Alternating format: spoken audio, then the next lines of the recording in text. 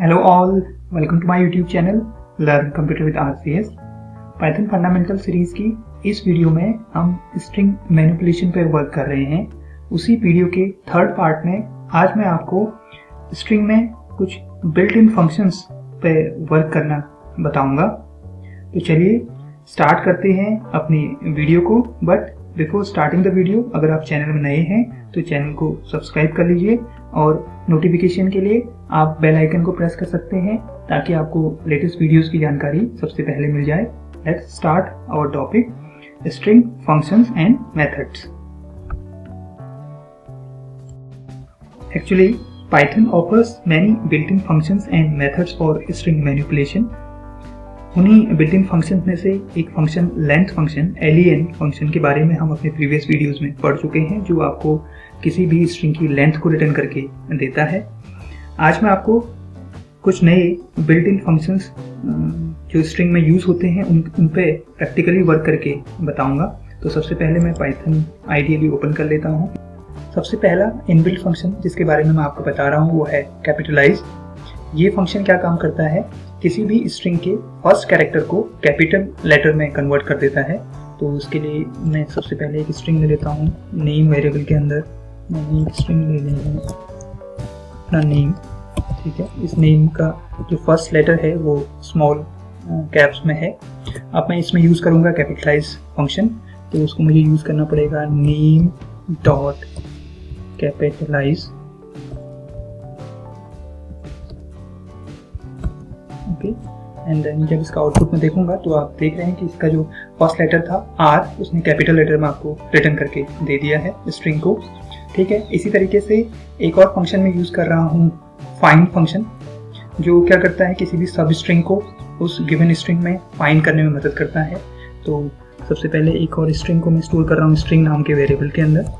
इसके अंदर मैं स्टोर कर रहा हूँ एक string, it goes as dash रिंगा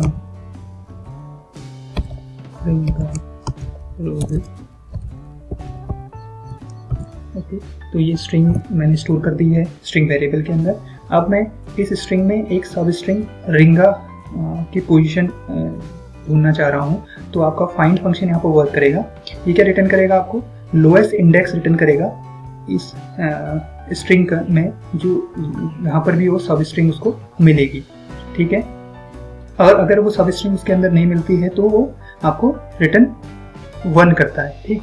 तो उसके लिए मुझे क्या करना पड़ेगा, एक वेरिएबल और लेता हूँ सब नाम से, और उसके अंदर मुझे जिस स्ट्रिंग को सर्च करना है उसको मैं लिख लेता हूँ रिंगा, ओके।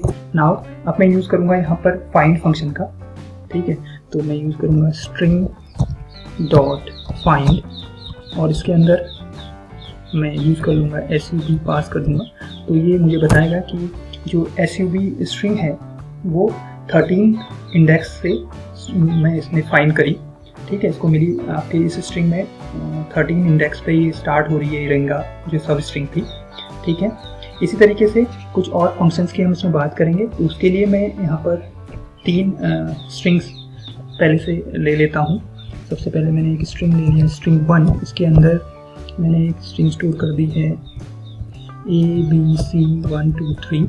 इस तरीके से एक और स्ट्रिंग मैं ले लेता हूँ स्ट्रिंग एक वेरिएबल स्ट्रिंग 2, और इसके अंदर भी मैं एक स्ट्रिंग स्टोर कर देता हूँ हेलो, ओके। इसी तरीके से मैं एक और स्ट्रिंग लेता हूँ यहाँ पर थर्ड स्ट्रिंग, और उसके अंदर मैंने स्ट्रिंग स्टोर कर दी है 1 2 3 4 5, ओके। तो इन तीनों स्ट्रिंग्स पे मैं कुछ फंक्शंस इनबिल्ट फंक्शंस पे वर्क करूँगा। तो सबसे पहले पहला फंक्शन है इज अल्फा। ये क्या करता है, ये ट्रू और फॉल्स वैल्यू रिटर्न करता है अगर इस स्ट्रिंग के, जो आपके स्ट्रिंग को आप चेक कर रहे हैं, उस स्ट्रिंग के सारे कैरेक्टर्स अल्फ़ाबेटिक हैं तो ये आपको ट्रू वैल्यू रिटर्न करेगा, अदरवाइज आपको ये फॉल्स वैल्यू रिटर्न करेगा अगर एक भी कैरेक्टर उसमें कोई दूसरा है तो, ठीक है, अल्फ़ाबेट के अलावा है तो, ठीक है। तो जैसे सपोज मैं फर्स्ट स्ट्रिंग पे इस पर वर्क करता हूँ, string 1 dot is alpha function का यूज़ कर रहा हूँ, अल्फा फंक्शन का यूज़ कर रहा हूँ। तो इस केस में आपको ये फॉल्स वैल्यू रिटर्न करेगा, क्योंकि आप देख रहे हैं कि फर्स्ट स्ट्रिंग में अल्फ़ाबेट के साथ साथ डिजिट भी हैं। अगर मैं इसी को सेकंड स्ट्रिंग के साथ यूज़ करूँ, स्ट्रिंग 2 डॉट इज अल्फा, इस केस में आपको ये ट्रू वैल्यू प्रोवाइड करेगा, क्योंकि जो सेकंड स्ट्रिंग है उसमें सारे कैरेक्टर्स कैसे हैं, अल्फ़ाबेटिकल कैरेक्टर्स हैं। तो इस तरीके से ये वर्क कर रहा है। इसी तरीके से अगर मैं थर्ड स्ट्रिंग के साथ इसको वर्क करूँगा तो उस केस में भी मुझे फॉल्स ही वैल्यू प्रोवाइड करेगा, क्योंकि थर्ड स्ट्रिंग में भी क्या है, सारे डिजिट्स हैं।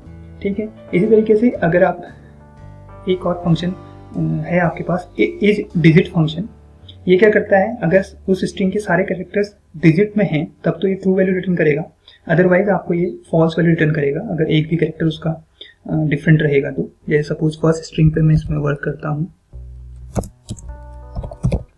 String 1 dot is digit, function का नाम है इज डिजिट। ठीक है। तो ये आपको फॉल्स वैल्यू यहाँ पर रिटर्न करेगा, क्योंकि आप देख रहे हैं कि फर्स्ट जो स्ट्रिंग है उसमें ABC भी है, अल्फ़ाबेट्स भी हैं, डिजिट तो ही है, साथ में अल्फ़ाबेट्स भी हैं, तो इसलिए इसने आपको फॉल्स रिटर्न करा। अगर सेकंड स्ट्रिंग के साथ इसको वर्क करते हैं, स्ट्रिंग 2 डॉट इज डिजिट, इस केस में भी ये आपको फॉल्स वैल्यू प्रोवाइड करेगा। लेकिन जब मैं थर्ड स्ट्रिंग के साथ इसको वर्क करूँगा, यूज़ करूँगा third string 3 dot is digit, इस केस में ये आपको ट्रू वैल्यू प्रोवाइड करेगा, क्योंकि जो थर्ड स्ट्रिंग है उसके सारे कैरेक्टर्स कैसे हैं, डिजिट फॉर्म में है। इसी तरीके से एक और फंक्शन है आपका इज लोअर फंक्शन, ये रिटर्न करता है अगर उस स्ट्रिंग के सारे कैरेक्टर्स लोअर केस में हैं तो ये ट्रू वैल्यू रिटर्न करेगा, अदरवाइज अगर एक भी कैरेक्टर उसमें अपर केस में है तो फॉल्स वैल्यू आपको रिटर्न करेगा। तो सपोज मैं इसके लिए ये केवल अल्फ़ाबेट्स पे ही वर्क करेगा, तो स्ट्रिंग 2 पे मैं वर्क करके देख लेता हूँ। स्ट्रिंग 2 डॉट, फंक्शन का नाम है मेरा इज लोअर। ठीक है, इज लोअर फंक्शन है, और इसमें मैं देखूंगा तो इसका रिजल्ट मुझे ट्रू मिलेगा, क्योंकि ये जो आपकी सेकंड स्ट्रिंग थी उसके सारे जो कैरेक्टर्स थे वो लोअर केस में थे। अगर मैं एक स्ट्रिंग 4 ले लेता हूँ, एक वेरिएबल और मैंने ले लिया यहाँ पर स्ट्रिंग 4, और इसके अंदर मैंने एक स्ट्रिंग स्टोर कर दी इस तरीके से THERE। ठीक है। और अब मैं स्ट्रिंग 4 के साथ इस लोअर फंक्शन को यूज़ करता हूँ, इस लोअर फंक्शन का यूज़ करता हूँ, तो ये आपको फॉल्स वैल्यू प्रोवाइड करेगा, क्योंकि इसके बाकी सारे कैरेक्टर्स तो लोअर केस में है, लेकिन फर्स्ट कैरेक्टर क्या है, अपर केस में है। तो सारे कैरेक्टर्स जब लोअर केस में होंगे तभी आपको इस लोअर फंक्शन वर्क करेगा। ठीक है। इसी तरीके से इज अपर एक फंक्शन है, वो क्या करता है, इसका जस्ट अपोजिट है। अगर ये सारे कैरेक्टर्स आपके अपर केस में होंगे तो वो तभी आपको ट्रू वैल्यू प्रोवाइड करेगा, अदरवाइज वो आपको फॉल्स वैल्यू प्रोवाइड करेगा। अगर मैं इसको स्ट्रिंग 3 के साथ यूज़ करता हूँ, string स्ट्रिंग 3 डॉट इज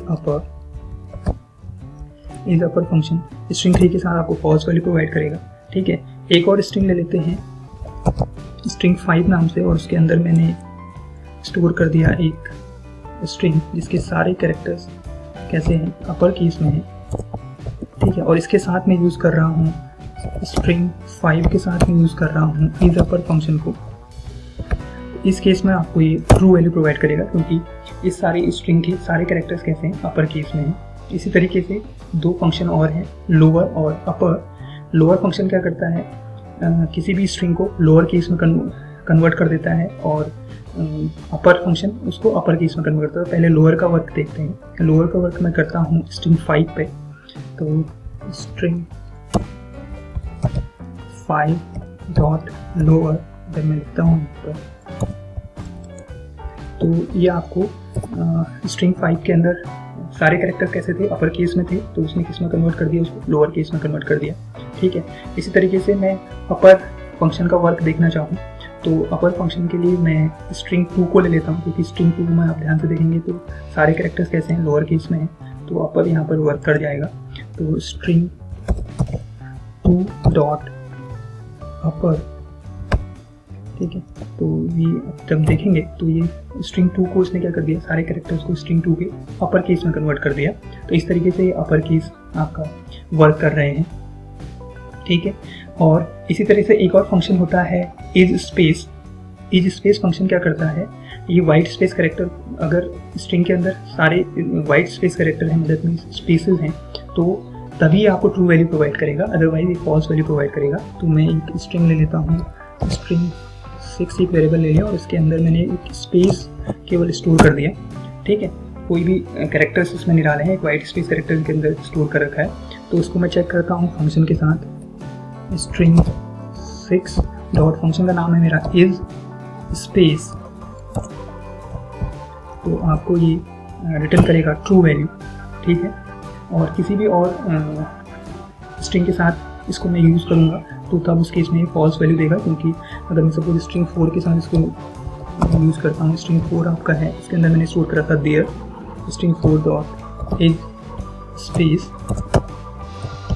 तो आपको ये फॉल्स वैल्यू प्रोवाइड करेगा, क्योंकि वहाँ कोई भी स्पेस आपके उसमें नहीं है, सारे क्या हैं, कैरेक्टर्स हैं। ठीक है, वाइट स्पेस करेगा, ये तभी आपको ट्रू वैल्यू रिटर्न करेगा जब उसमें क्या होगा, केवल वाइट स्पेस होंगे उस स्ट्रिंग में।